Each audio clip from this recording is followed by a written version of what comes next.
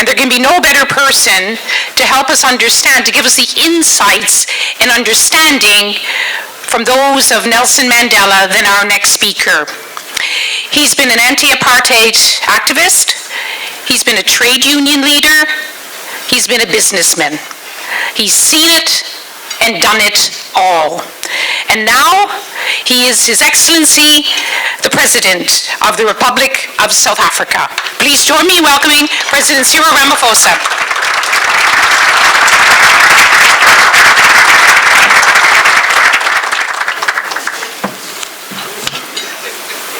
Program Director, Your Excellencies, Heads of State and Government, Secretary-General of the United Nations, and President of the General Assembly, members of civil society and leaders of business who are here, and ladies and gentlemen. It's truly wonderful to be here, and particularly to see quite a number of business leaders who I used to associate with when I was in business.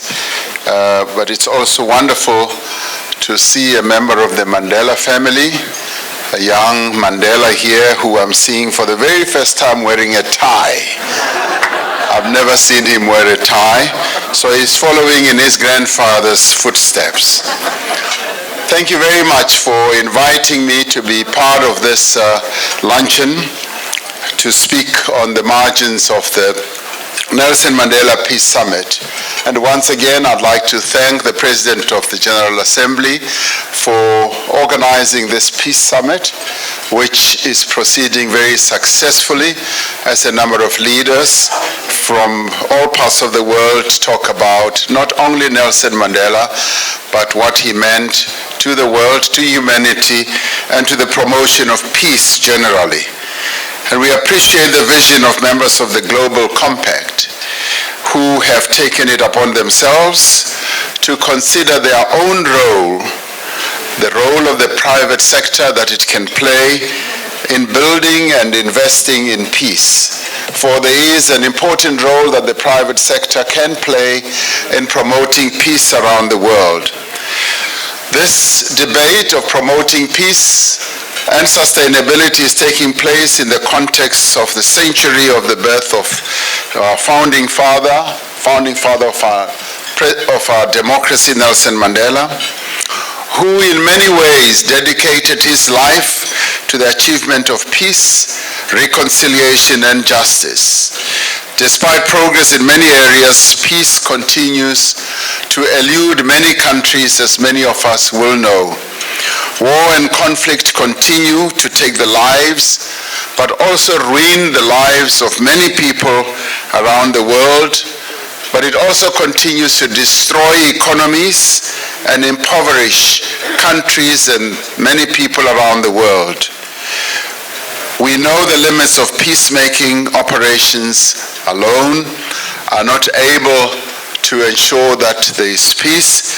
There are too many countries that have slipped back into conflict because peace agreements have not been followed by post-conflict reconstruction and development. And therein lies a clear challenge for many of you who are in business.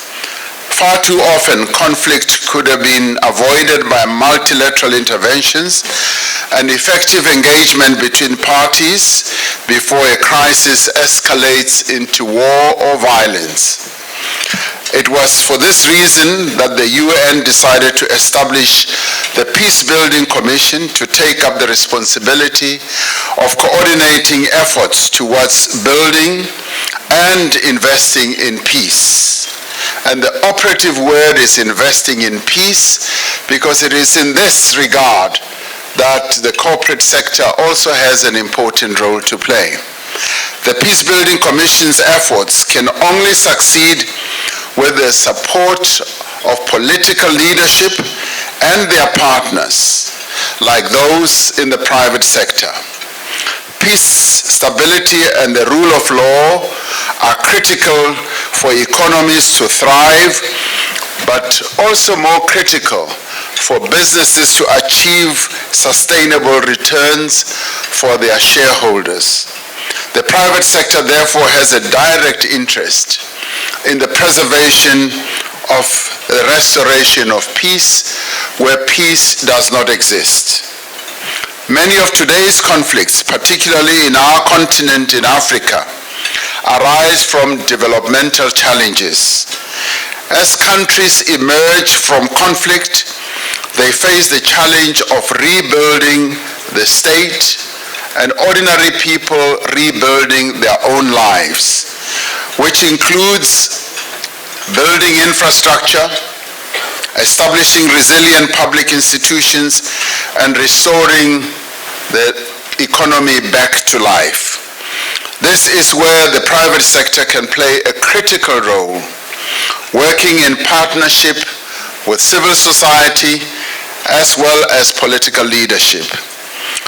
There is no lack of plans and strategies for consolidating peace, only a lack of one thing, and that is implementation of those strategies. Beyond political commitment and goodwill, these programs require financial, human, and technological resources. Many of these resources and many of these capabilities reside in business. It is therefore necessary to develop mechanisms to mobilize such resources in support of peace building.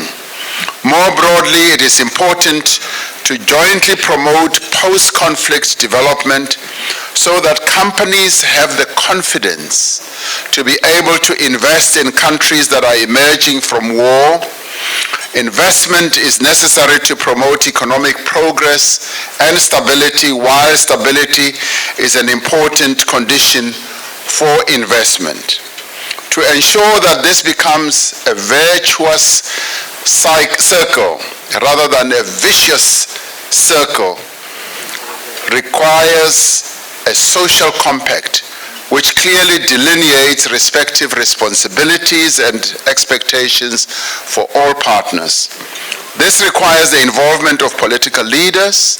It also requires the involvement of business leaders, yes, indeed, unions and social organizations, supported wherever possible by international organizations like the UN or continental bodies like the African Union in the case of our own continent. The centenary of Mandela offers us an opportunity to reflect on progress as well as challenges that lie ahead. We have this morning, through the political declaration adopted by the summit, declared the next 10 years to be the Nelson Mandela International Decade for Peace. We should seize the opportunity of this decade to rally behind a common agenda for peace. If there ever was a moment when we could work together, particularly political leaders and business leaders, this is a project which we could champion together. For our part, we are committed to work together with the UN and members of the Global Compact to ensure that we build a strong and lasting partnership that will deliver not only peace, but also prosperity for all the people of the world. Let us seize this moment. Thank you very much.